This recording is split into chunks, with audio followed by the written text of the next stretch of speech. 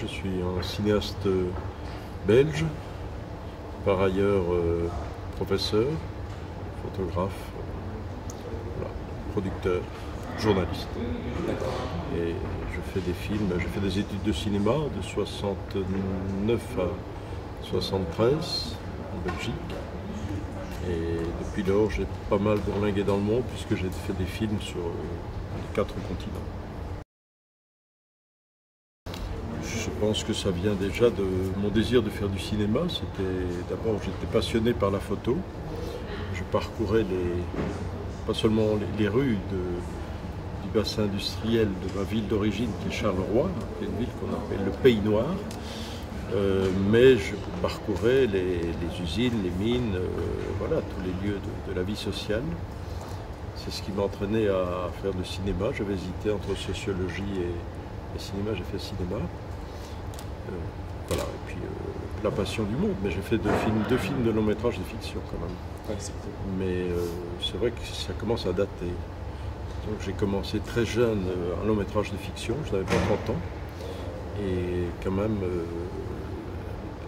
ce premier long métrage était sur l'histoire de Belgique. C'est un film historique avec quelques archives intégrées et entièrement bâti sur une enquête que j'avais faite auprès de nombreux activistes de la plus grande grève historique de la Belgique, qui était la grève insurrectionnelle de 1960, une grève de 5 semaines qui avait mis le pays en état de siège. Quand je fais Mobutu du Zaïre et que j'ai rassemblé toutes les images du Mobutu de toutes les périodes, depuis sa jeunesse comme jeune journaliste colonisé jusqu'à sa mort comme vieux dictateur qui a dû fuir son pays, défait par une révolte populaire, une rébellion, la maladie.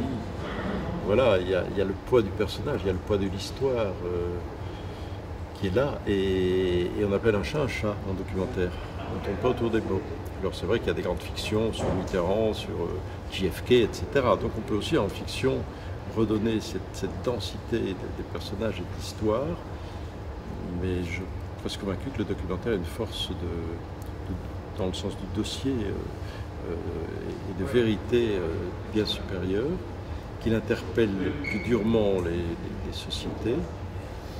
Et pour le dire aussi de manière très pragmatique, je viens d'un petit pays, la Belgique, qui n'a pas une cinématographie, qui a une cinématographie très reconnue sur le plan international par les distinctions qu'elle a obtenues, mais qui n'a pas les moyens des grandes cinématographies.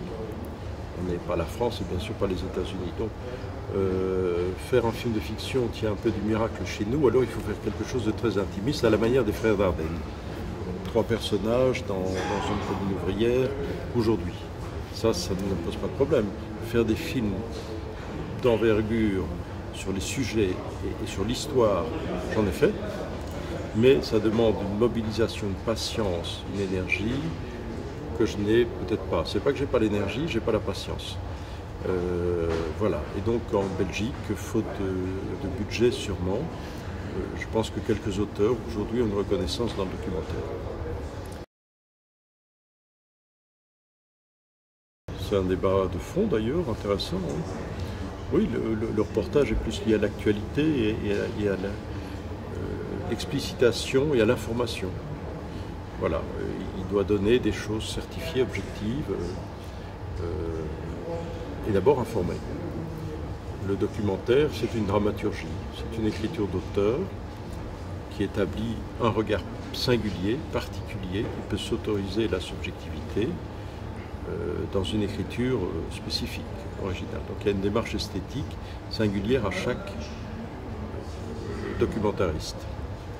Mais c'est vrai que quand on est dans le reportage, on est plus facilement, pas toujours, mais plus facilement dans un certain formatage.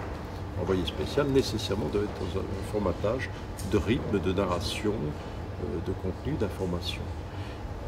Je pourrais dire, en résumant ça, le reportage doit apporter des réponses aux questions que les gens se posent sur l'état du monde. Le documentaire doit ouvrir de nouvelles questions.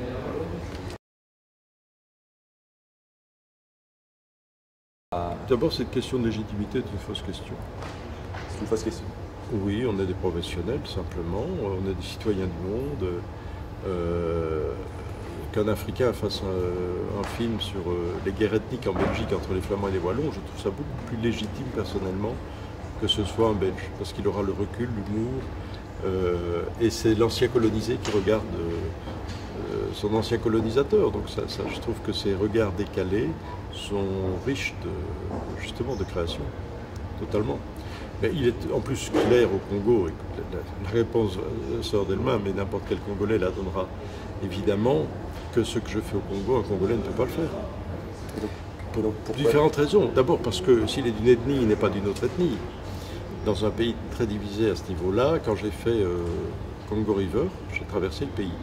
J'ai dû changer d'assistant 7 reprises parce que je ne pouvais pas arriver avec un assistant d'une région gouvernementale dans une région rebelle. Et dans une région d'une deuxième rébellion en guerre avec les premiers rebelles, avec un assistant de l'autre région, puisque c'était clivé de manière ethnique. Donc je devais arriver à la frontière des zones de guerre, ou simplement des zones ethniques. Je devais changer de collaborateur pour ne pas avoir des complications et pour ne pas mettre les gens en danger. Si mes assistants se mettaient en danger en m'accompagnant dans une zone qui n'est pas la leur, un réalisateur congolais ne peut évidemment pas passer. L'autre chose, je dirais pour tout simplement, le film que je viens de faire, j'ai à nouveau, pour la deuxième fois de ma carrière, été arrêté dans ce pays, mais pas dans le même régime. J'étais arrêté sous Mobutu, incarcéré, et finalement expulsé grâce à l'insistance de plusieurs ambassades et puissances étrangères, en l'occurrence la France, la Belgique et les États-Unis.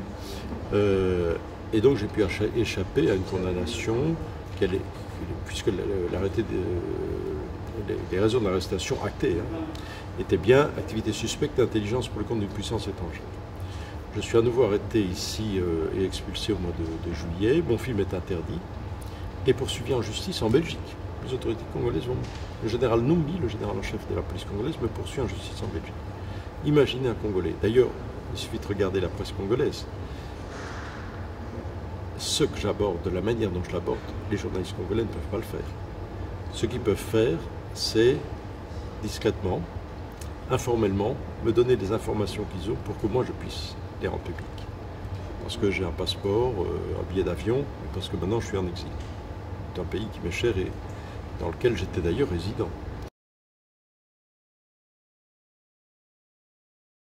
C'est la vraie question. C'est là que le choix, pas seulement des collaborateurs, le choix des collaborateurs est déterminant. Et je n'aime pas le terme fixeur qu'on entend dans la presse, que je trouve abominable. Ce ne sont pas des fixeurs, ce sont des vrais collaborateurs, des assistants, des conseillers et même des mentors. Je veux dire, outre les gens qui vont être avec moi au tournage, j'essaie toujours d'avoir une ou plusieurs personnes qui vont être les décodeurs, dont c'est la culture, et qui vont pouvoir non seulement me donner des clés de compréhension, d'approche de leur société, qui vont pouvoir m'accompagner jusqu'à la phase de montage. Donc on ne fait pas un film tout seul.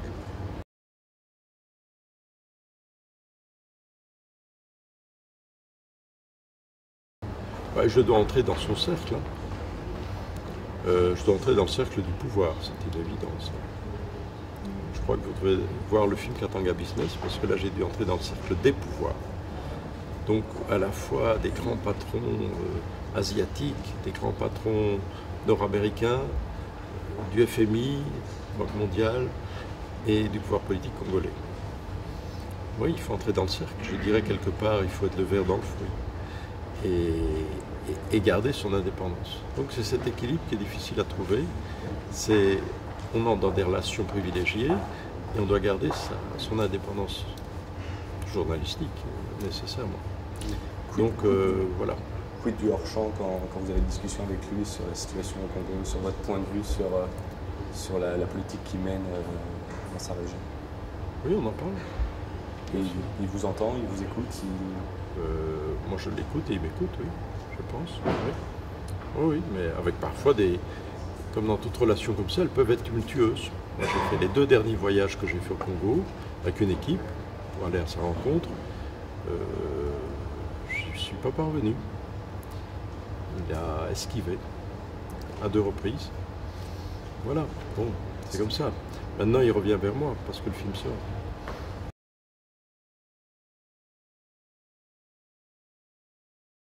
C'est un jeu, mais il sait bien ce qu'est ma renommée. Donc, il se dit qu'est-ce qu'il faut donner, qu'est-ce qu'il ne faut pas donner. Si on va contre, on se le met à dos.